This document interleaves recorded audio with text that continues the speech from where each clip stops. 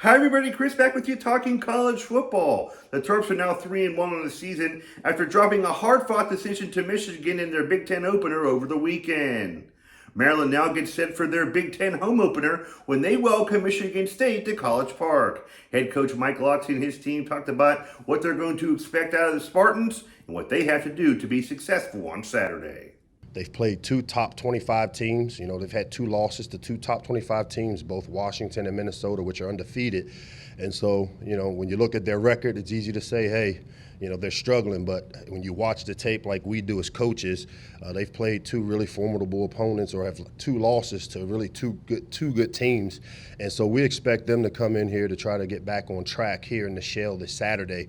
And we've got to do everything we can and the things that we can control to not let that happen. They've got talent still on all three phases. They've got a great pass rusher on the defensive side of the ball. They got Reed back. The receiver is back. He played some last week.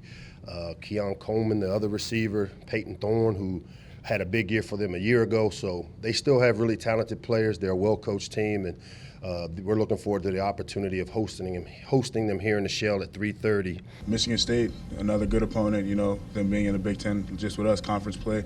We're just looking forward to beating them in the Shell, and that's that. Experience that this quarterback brings. He knows how to control the offense, he knows how to get the ball down the field, and he understands the game. And for as a defense with us, we have to give him different perspective, different looks as coverages, kind of man, zone, split safety, one high. We got to give him a different presentation to keep him on his edge.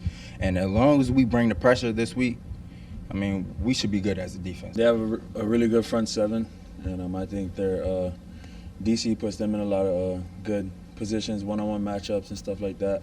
They do some stunts, in the front. I think it's the same thing every week for me, just using my feet when I need to and relocating in the pocket. Maryland and Michigan State kick off at 3:30 from Maryland Stadium on Saturday afternoon.